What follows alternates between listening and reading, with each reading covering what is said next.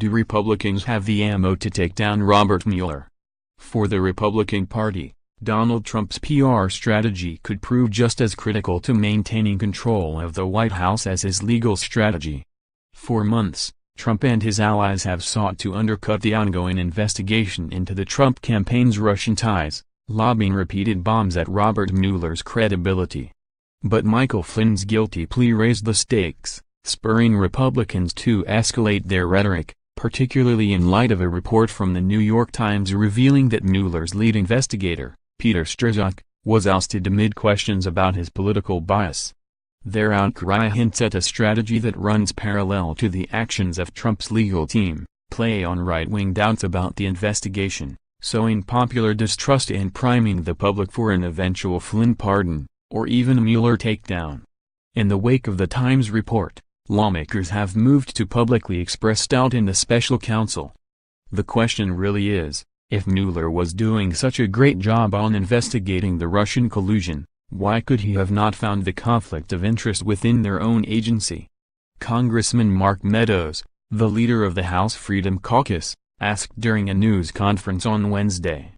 The same day, Chuck Grassley, the chairman of the Senate Judiciary Committee, sent a letter to the FBI and the DOJ demanding more information about the conversations between FBI lawyer Lisa Page and Strzok, the latter of whom also played a key role in the investigation into Hillary Clinton's use of a private email server at the State Department.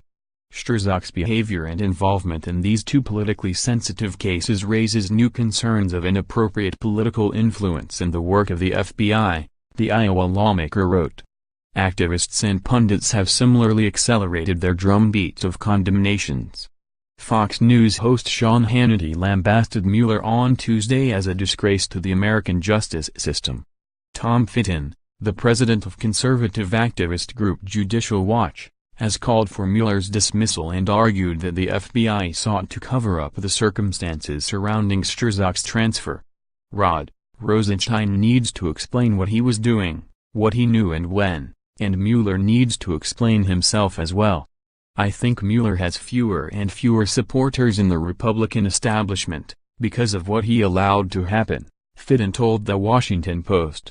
Fox News, too, has drilled down on the Strzok story, with one headline on Thursday emphasizing the over 10,000 sent messages between Mueller's team, and the Wall Street Journal editorial page joined the chorus, questioning Mueller's credibility problem.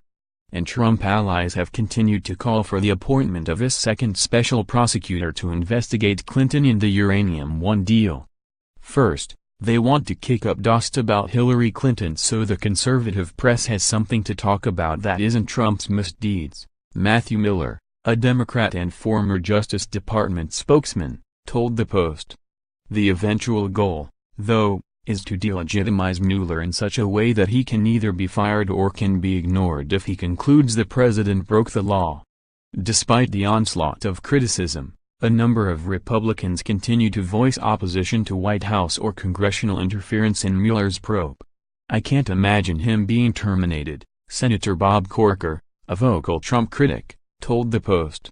To me, that would be a step too far. But bipartisan efforts to protect Mueller's job have stalled as Republicans argue that there appears to be no imminent threat to the special counsel. Based on what's occurred with Flynn and some of the reports over the past week, I'm not overly concerned that we have to move quickly, Senator Tom Tillis, who introduced a bill with Democratic Senator Chris Coons to shield Mueller earlier this year, told the Post. Some of the questions raised about some of the people in the FBI and their behavior and possible biases make you want to go back and look at the role that they played and whether or not there was any bias that was woven into any results or observations they made, the North Carolina lawmaker added. But on the whole, I'm satisfied with the way it's progressing. Democrats, however, are not quite so confident in the president's better judgment, and continue to push for quick action on either the Tillis-Coons legislation or a second bill, co-sponsored by Lindsey Graham of South Carolina and Cory Booker of New Jersey. I feel a sense of urgency to do this, not just for this moment in history, but to create more checks and balances within the system as a whole, Booker told reporters, according to Politico. Senate Minority Whip Dick Durbin echoed the sentiment, telling the press, "We should make certain the integrity of the special counsel is protected." Even if Trump elects to leave the special counsel intact, there remains the very real possibility that he will pardon Flynn, whom he has painted as a good guy, thus removing him from the legal fray. "Pardoning Flynn is a very good idea," Trump ally Roger Stone told my colleague Chris Smith. "Christmas sure would be a good time, wouldn't it?"